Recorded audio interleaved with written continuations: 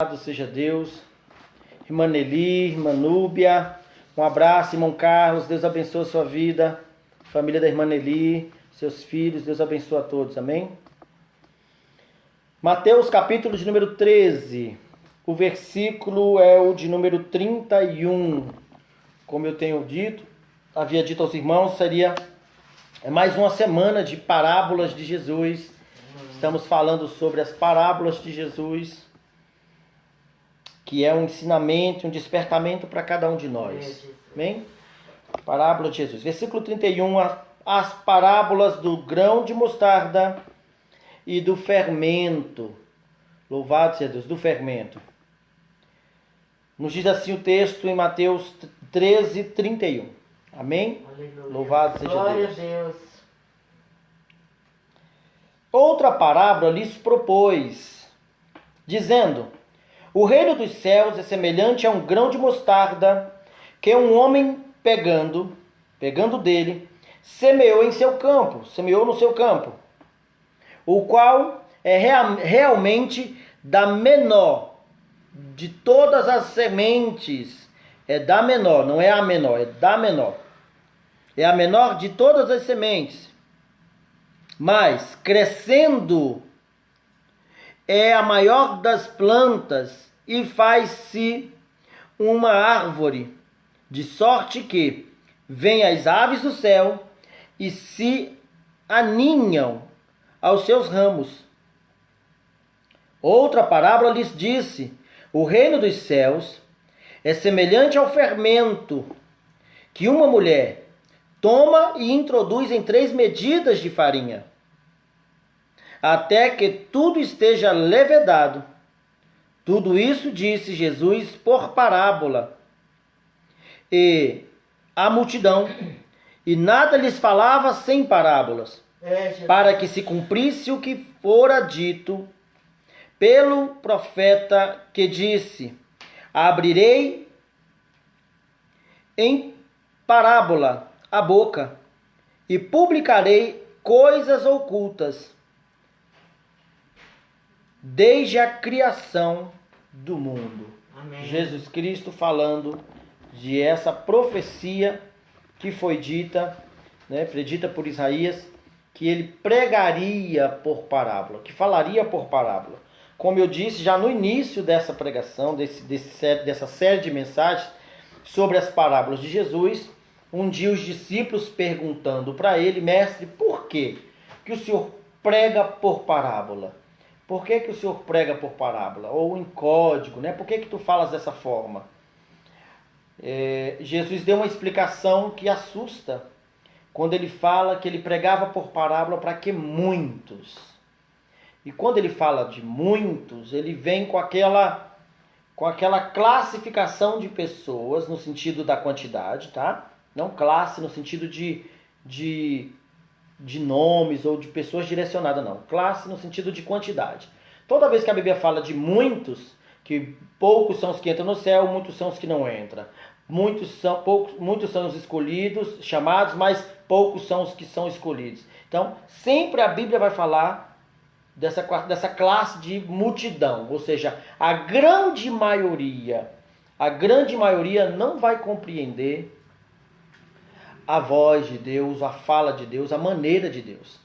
E isso é importante a gente entender, é importante a gente raciocinar, é importante nós parar para observar, porque na grande maioria das vezes as grandes massas, a grande quantidade de pessoas que vão por certos determinados caminhos, elas estão indo por caminhos errados, estão indo por caminhos que Deus não estaria nele, né? Então é importante a gente parar para pensar.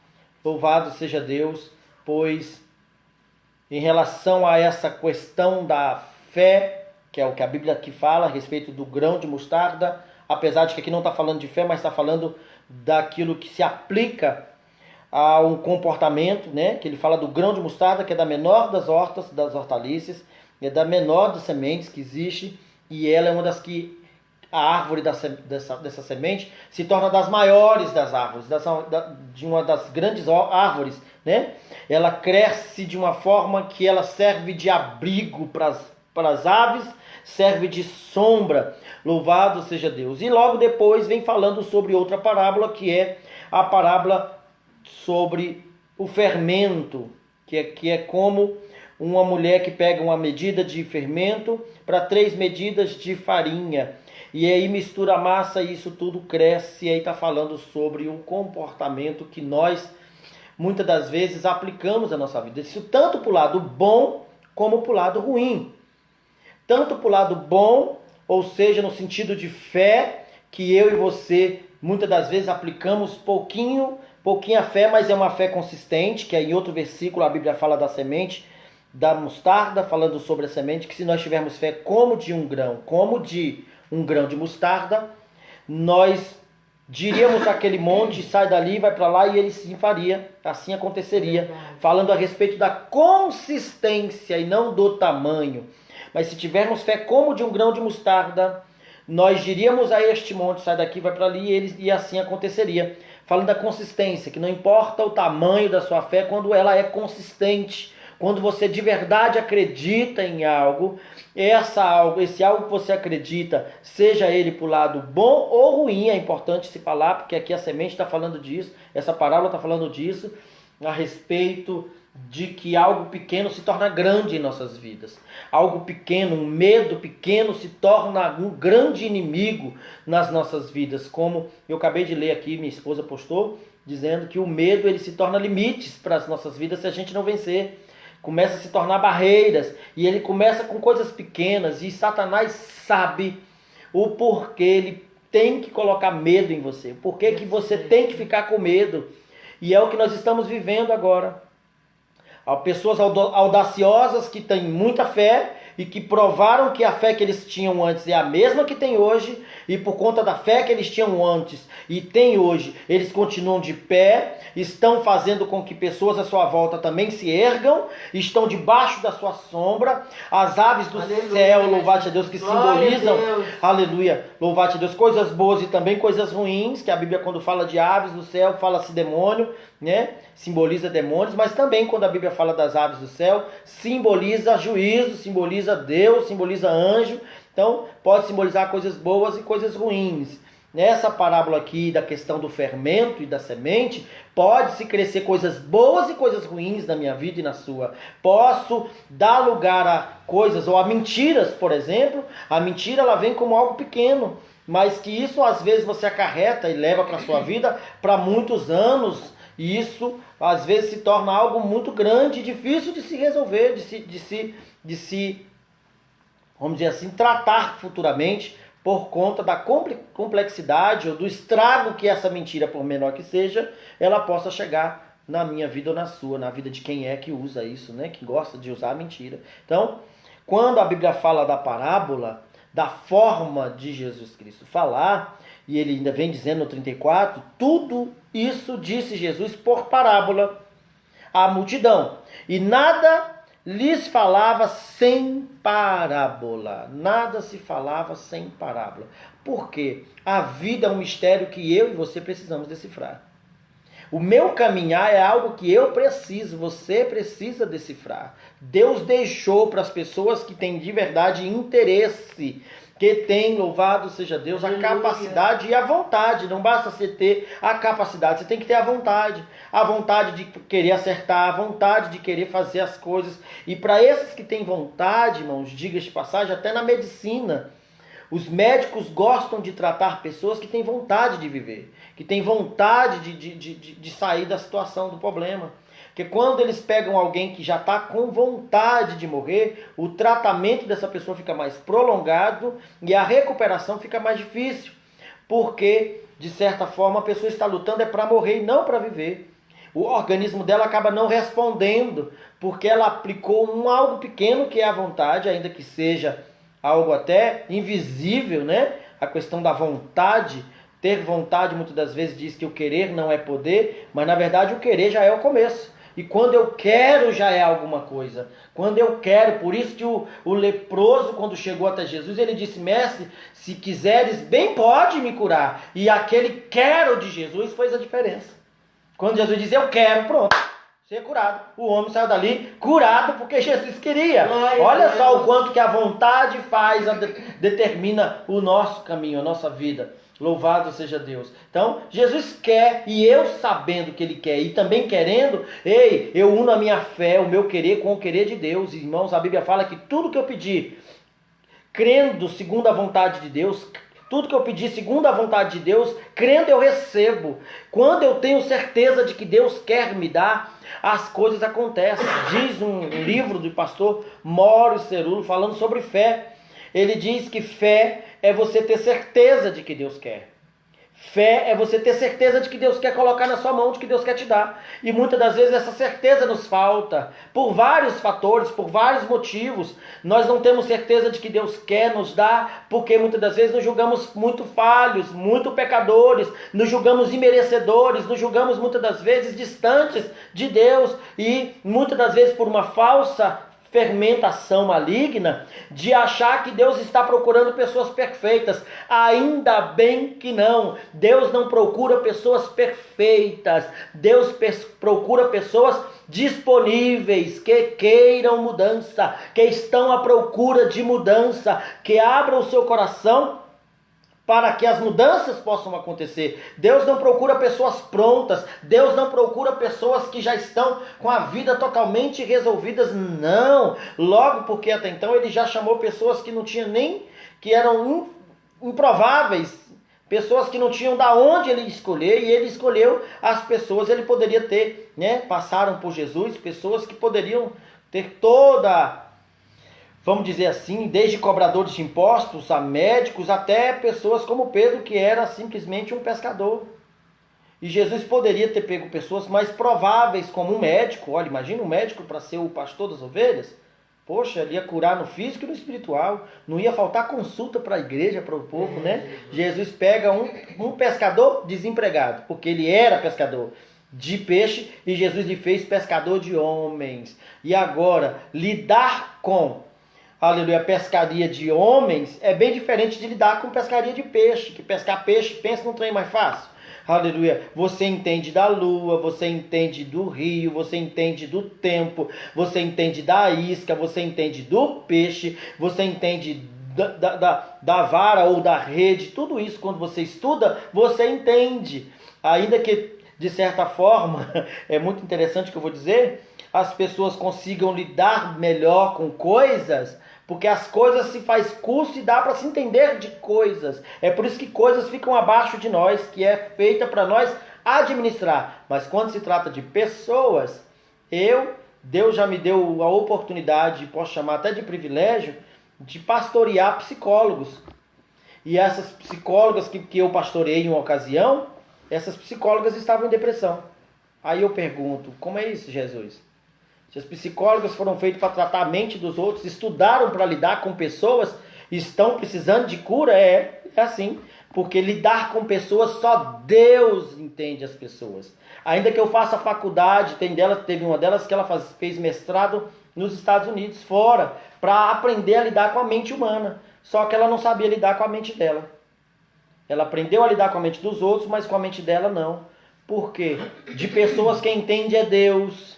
E por isso que ele pega os improváveis, ele pega aqueles que são totalmente inviáveis, ele pega pessoas que não tem da onde, porque ele acredita que o pouco que ele vai depositar nessa pessoa vai se tornar muito, porque diz o ditado aí fora, que o pouco com Deus é muito, e a Bíblia diz que quem é fiel no pouco, no muito Deus coloca. Quando nós de verdade aplicamos o nosso coração no que é honesto, no que é, aleluia, de caráter, de moral, quando nós aplicamos o nosso coração em coisas de verdade celestiais, quando a nossa mente está voltada para as coisas de Deus, e nós aplicamos o nosso coração e damos vazão a essa fé, não deixando o medo, a dúvida, as incertezas pairar ou sondar nosso coração, permear nosso coração, essa fé pequena que eu aplico ao meu coração se torna algo grande, consistente, como uma árvore, louvado a Deus, que já passou por vários tipos de situação, de vento, de chuva, de calor, de seca, e a árvore está lá, aleluia, aí em pé, a não ser que ela deixe de ser por ter morrido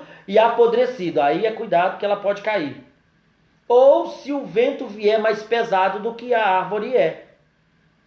Em se tratando da fé, a fé é maior do que o vento, porque quem nos dá fé foi quem criou o vento. E ele diz que se eu tiver fé, eu posso dizer para as montanhas, eu posso dizer para o problema, eu posso todas as coisas. Aleluia. Naquele que me fortalece. Glória. Pela fé que ele me dá, eu faço coisas grandes, como a Bíblia diz.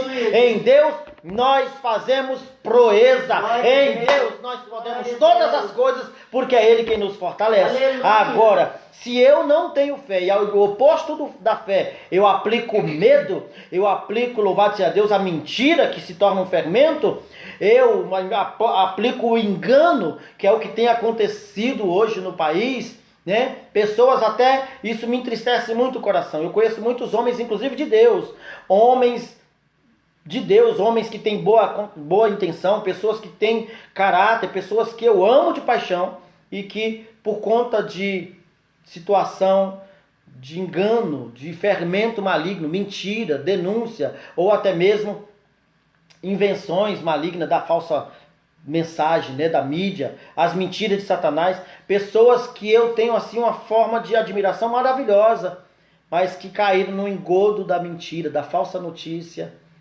acabam se posicionando de forma contrária ao que realmente Deus quer. Acabam se colocando por conta da mentira. Isso é tão sério, irmãos, muito sério. Essa questão do fermento, que a Bíblia manda a gente ter cuidado, e Jesus falou isso para os discípulos, cuidado com o fermento dos fariseus, porque os fariseus ficavam fomentando que Jesus Cristo era um agitador, que Jesus Cristo era um herege, que Jesus Cristo era, louvado seja Deus, era um filho do diabo, que expulsava o demônio pelo próprio demônio, e aí muitos, inclusive dos apóstolos, ficavam assim com o pé atrás com Jesus. Teve situações em que Pedro chegou para Jesus e perguntou: mestre, estão dizendo por aí que o senhor é isso, que o senhor é aquilo. Ele diz: eu não me preocupo com o que eles lá pensam, Pedro. Eu quero saber o que é que vocês pensam que eu sou. Quem tu diz que eu sou, Pedro?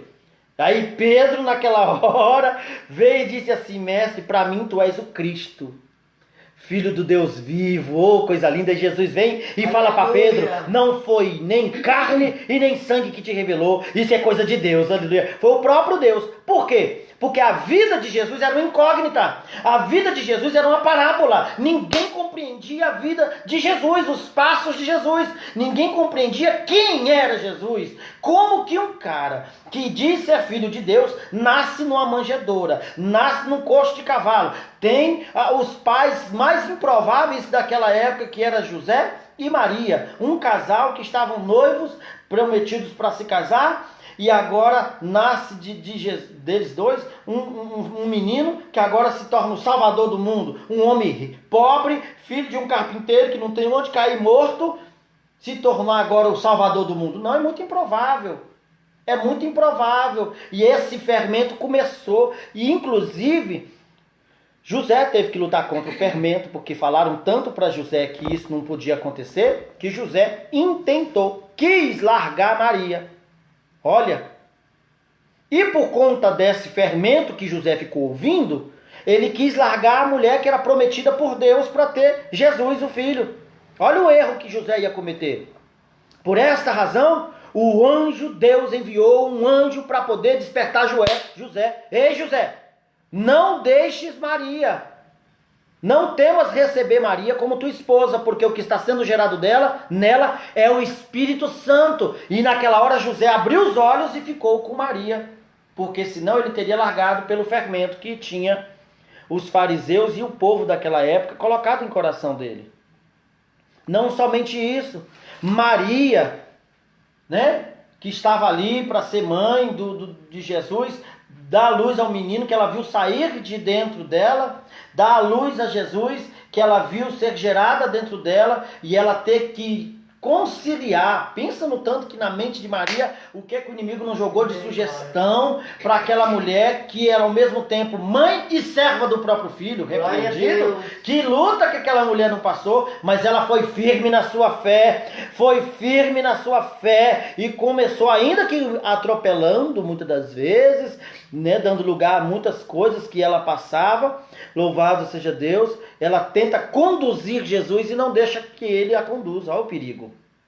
Quando no casamento o vinho acaba, ela diz, querendo conduzi-lo, o vinho acabou, olha meu filho, vai lá dar um jeito no vinho. Ele olha para ela e diz, o que tenho contigo, mulher? Já não era mais o filho dela, era o próprio Deus naquele lugar. E agora a mulher se recolhe na sua insignificância e diz, ó, façam tudo o que ele vos disser. De outra ocasião, Maria aparece como quem sendo a dona do pedaço, dizendo, diz aí que a mãe chegou e os irmãos dele estão aqui fora e quer falar com ele. E os discípulos, né, os seguidores que estavam ali, claro, é a mãe do homem que chegou, diz para Jesus que a mãe dele chegou aí. Mestre, tua mãe e os teus irmãos estão aí fora e procuram falar-te. Jesus agora não era mais o filho, era o Senhor, aleluia. E diz a ela, diga para ela que minha mãe e meus irmãos estão aqui dentro, não está aí fora não.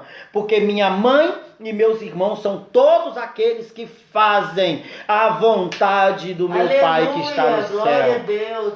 Maria andava assim dando umas ratas, né? Jesus. E por conta dessa situação de ser mãe e ser serva ao mesmo tempo. Olha o tanto que para ela foi terrível, foi difícil. Ela teve que lutar pela fé que ela tinha o tempo todo, porque o fermento era presente. O fermento do sentimento, o fermento da dúvida, o fermento do medo, o fermento do apego. E todos nós passamos por isso, irmãos.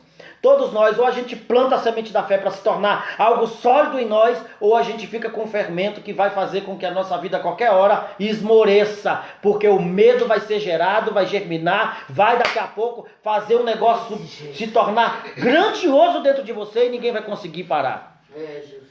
Agora a fé vai fazer o contrário. A fé vai te transformar imutável em alguém que não vai, aleluia, não vai ter luta que mude quem você é, o que você representa e o que você, aleluia, se propôs a fazer, porque a fé, aleluia, vai vir para te estabelecer naquilo que você acredita ser, aleluia, e fazer. E se tratando de Deus, a missão que Deus tem para a sua vida. Aleluia. Não vai ter situação, circunstância, momento, não vai ter crise, não vai ter situação difícil que vai determinar a forma de você pregar, o que você vai pregar. Não, você vai pregar o que você acredita, você vai pregar o que Jesus Cristo plantou no seu coração. Como eu creio no arrebatamento que está para chegar, eu já estou com a mala pronta esperando a trombeta tocar e o coronavírus aqui fica aí se ele quiser, aleluia, porque eu estou subindo, louvado seja Deus.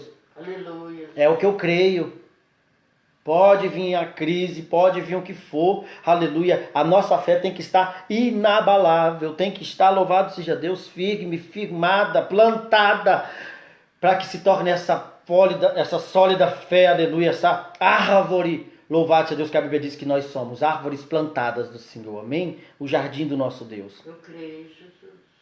Precisamos. A Bíblia narra situações em que a fé, aleluia, foi determinante para que as coisas acontecessem. O medo jamais. Um dia Jesus se encontra com os dois, com a fé e com o medo. A fé é baseada na convicção. O medo é baseado na circunstância. E a convicção que eu tenho faz eu tomar a atitude de avançar. E um certo dia Jesus se encontrou com os dois.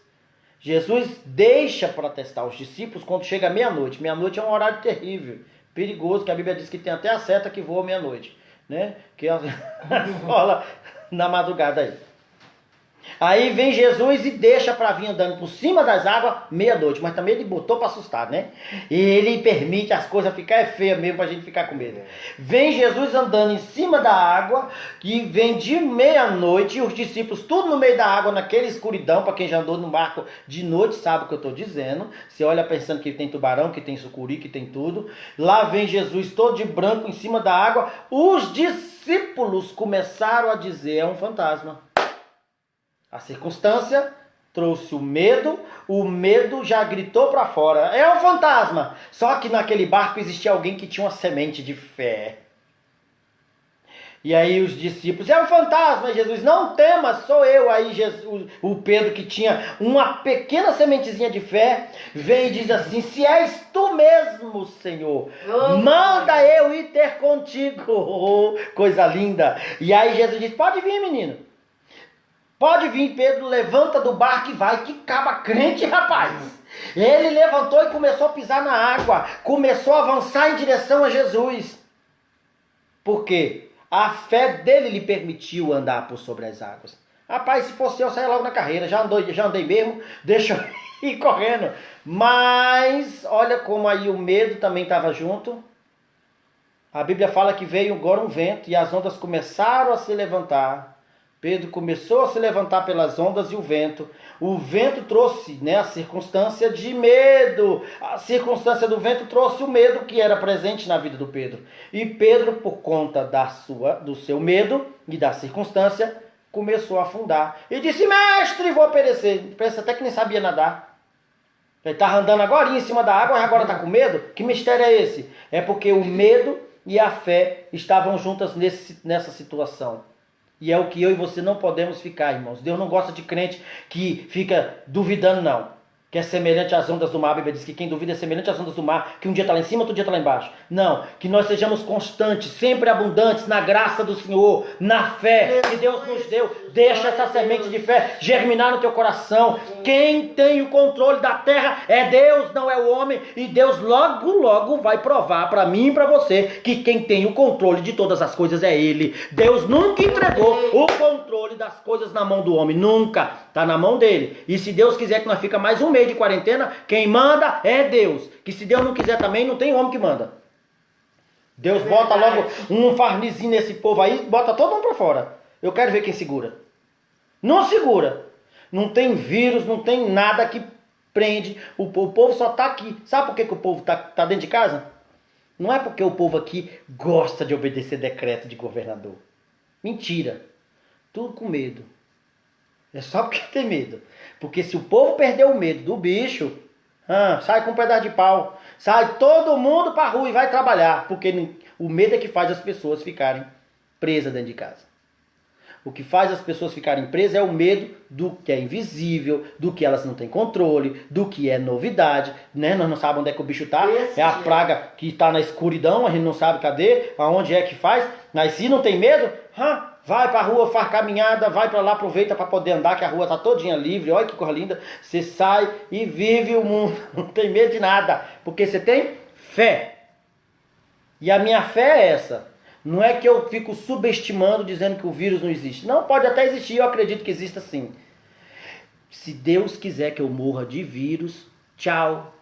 Foi minha última pregação. Vou morrer de coronavírus e vou ver Jesus, porque não importa qual tipo de elevador que eu subo. Se é de tiro, se é de queda, se é de coronavírus, se é de dengue, chikungunya. Não importa, o importante é subir. Amém? Estou firme com Deus, não estou nem aí se é o vírus que me leva. Tomara ver Jesus logo que eu estou com pressa.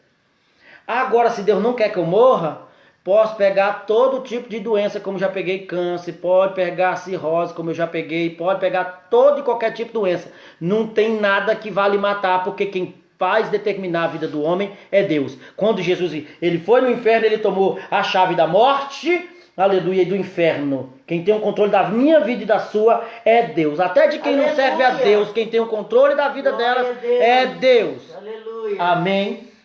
Se nós temos essa semente em nós, irmãos, não precisa de medo. Precisamos de confiança e de, louvado seja Deus, de posicionamento, porque para o céu também não vai se tiver escangalhado, não vai.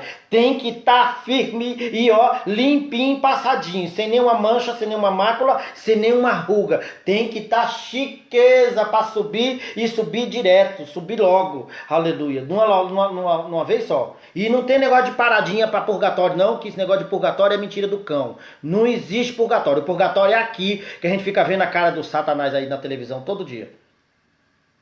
Aqui que é o purgatório. Quem não se consertar aqui, onde a terra é para provar a fé das pessoas, no caminho não tem paradinha de purgatório, coisa nenhuma. Mentira do cão.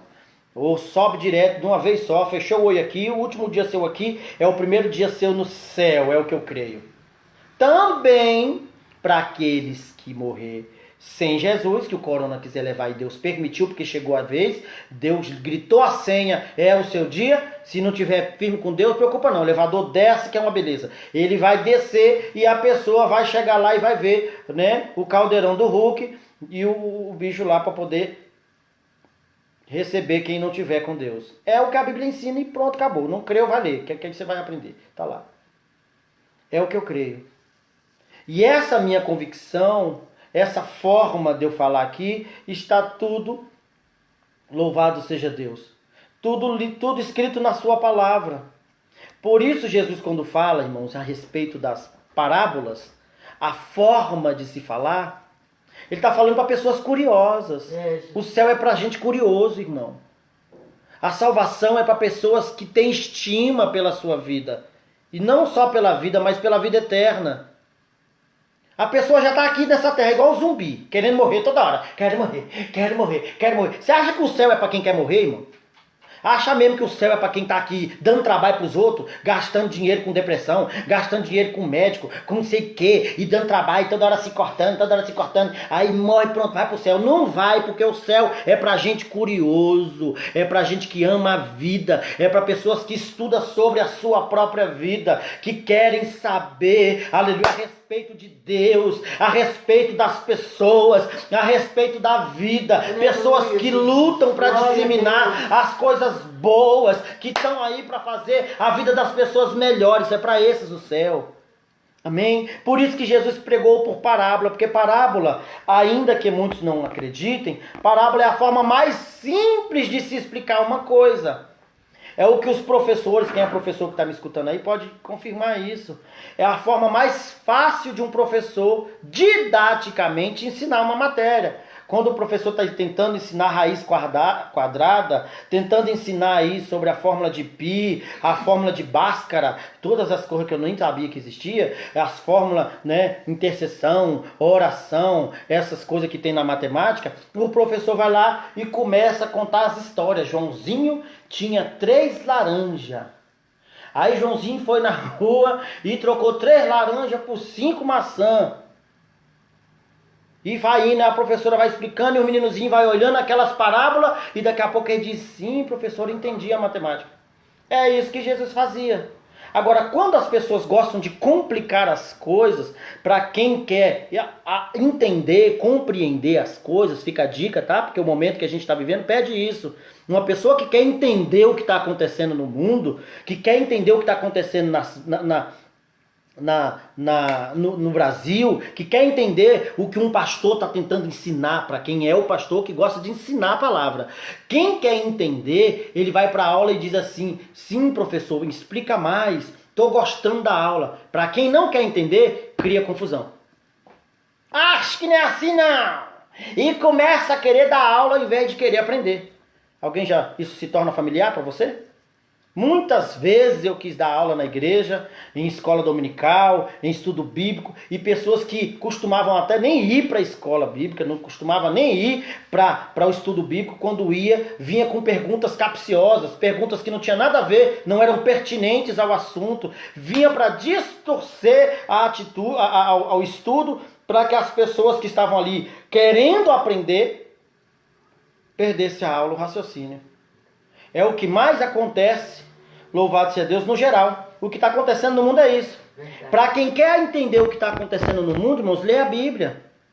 Que você vai ter luz da palavra para entender quem é que fala a verdade, quem é que fala a mentira. Você não precisa ficar julgando se A e B, se o repórter A, se o presidente B, se o governador tal está falando a verdade ou a mentira. É só você ir para a Bíblia que você vai entender e vai ter revelação de Deus para você entender o que está acontecendo. Agora, quando você não quer entender, irmãos, não adianta você tentar se esforçar para explicar para quem não quer entender as coisas. Quem não quer entender faz confusão, vem com agressão, vem com acusação e não quer que as coisas se resolvam porque ela não quer que a verdade apareça. Por isso Jesus pregava por parábola. Jesus teve uma situação em que ele foi preso e isso me doeu na alma quando eu li. Eu até vi uma pregação falando sobre o assunto. Na hora em que Jesus Cristo foi preso e foi levado, lá dentro do Sinédrio, ele na verdade foi levado à presença dos magistrados, foi levado à presença dos hipócritas lá dos fariseus, e lá tinha um líder deles, e Jesus começou a responder as perguntas que eles perguntavam. E eles perguntaram, você é o Filho de Deus? E ele disse, tu dizes. E começaram a perguntar, você veio para salvar o mundo? E Jesus respondendo do jeito que eles tinham perguntado. E teve uma hora lá que eles pegaram e pá! bateram na face de Jesus. Aí Jesus Cristo para e fala assim: se te respondo bem, por que me feres? Você não perguntou e eu não te respondi? Não era o que você queria ouvir? Eu te respondi. Por que está me batendo? Por que me feres? Se te respondo mal, pronto, fica. Mas se te respondo bem, por que me feres? Ou seja, Jesus estava tentando explicar, mas eles não queriam entender. Eles não queriam simplesmente compreender. Eles queriam era acabar com Jesus, porque o lucro que Jesus Cristo daria, estava tirando deles, se Jesus continuasse, eles começariam, louvado seja Deus, eles começariam a perder campo como estavam perdendo. O povo já não ia mais para a sinagoga, o povo não ia mais orar com eles, pedir informação para eles. Eles andavam, a multidão andava atrás de Jesus, porque Jesus pregava a verdade com toda a simplicidade, sendo ele o escândalo. Ele não tinha ele não tinha meio, ele não tinha, louvado seja Deus, mecanismos políticos, podemos dizer assim. Ele não sabia falar a linguagem que o diabo queria ouvir. Ele falava a linguagem divina, e por falar a linguagem divina, ele era taxado como sendo o herege, como sendo seita, como sendo tudo aquilo que não presta. Louvado seja Deus. E aqui fica também a questão da vontade de Deus. Preste atenção nesse mistério. Como era a vontade de Deus que Jesus, quando chegou a hora, fosse preso e morto, até a multidão se voltou contra Jesus e fechou os olhos. Deus fechou os olhos das pessoas para não entender que ele era o Salvador do mundo, e assim todos gritaram em uma só voz: crucifica-o! Porque era a vontade de Deus que Jesus Cristo fosse crucificado. Porque se não fosse vontade de Deus que ele fosse crucificado, iriam com certeza aquela multidão voar em cima do Pilatos, de todo mundo, e não deixariam Jesus ser preso. E Pilatos ainda deu a oportunidade: a quem vocês querem que eu solte? Hoje é Páscoa, Barrabás ou Jesus? Toda a multidão gritou em alto e bom tom: solte Barrabás, e Jesus crucifica. Em situação de fermento e de semente, é nessa hora que a gente, louvado seja Deus, precisa escolher o que a gente vai deixar gerar dentro de nós. Ei, a sua vida está em risco. A minha vida, o seu futuro, o nosso futuro está em risco. Se você parar para ficar ouvindo as mensagens que Satanás tem para te dizer, se você parar para ficar ouvindo todas as mentiras que o diabo tem para te dizer, você nunca vai chegar ao conhecimento da verdade do que Deus pensa a seu respeito. Você nunca vai chegar ao conhecimento da verdade do que Deus quer para a sua vida. Você vai ficar sempre preso em mentiras e mais mentiras sobre a sua vida, a seu próprio respeito. Você vai ficar pensando que você não é amado, que você não é aceito, que Deus não te quer, que as pessoas à sua volta tudo são seu inimigo. Você vai viver dentro de um mundo que o medo construiu para você, e esse fermento vai levedar a massa. Daqui a pouco você está tão voltado, tão sufocado de todo sentimento ruim, que não tem nada que consiga entrar onde você está, preso.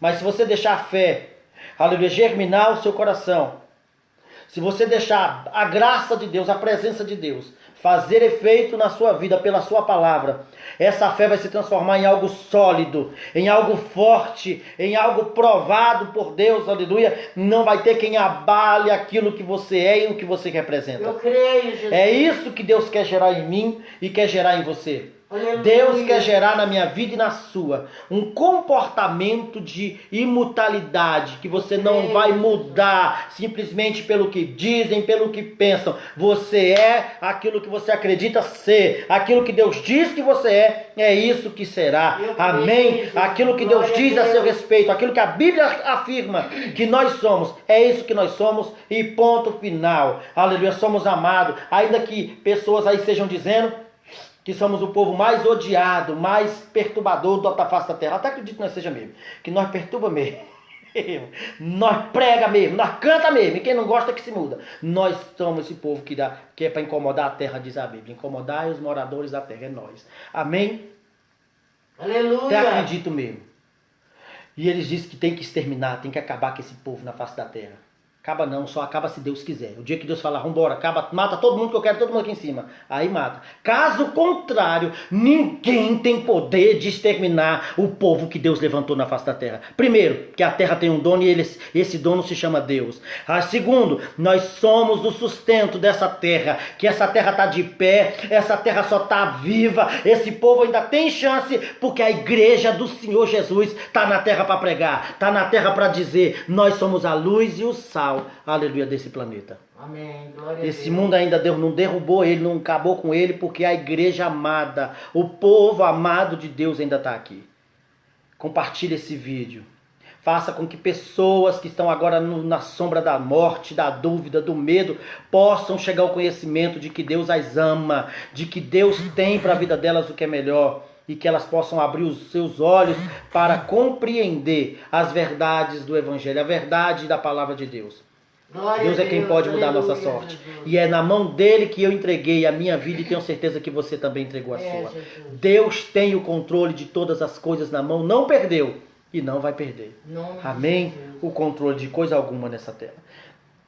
Que Deus abençoe a sua vida, que Deus abençoe, louvado seja Deus, o seu lar. Que o Espírito de Deus fortaleça a sua história, se fortaleça, aleluia, seu sentimento, aleluia. Que Ele guarde nossos sentimentos nele, que nós possamos ter de Deus a serenidade para conseguir enxergar, interpretar as parábolas que Deus está colocando diante de nós. Aleluia. Amém? Que Glória Deus abençoe a a minha vida e a sua e que livre você de todo e qualquer mal, todo e qualquer praga, todo e qualquer vírus, toda e qualquer obra maligna. É o que eu oro pedindo em nome de Jesus. Que o teu Espírito cubra este lar, guarde essa família, guarde essa vida, guarde este lar, guarde isso nas nossas vidas nesse dia e nos cubra com o teu sangue.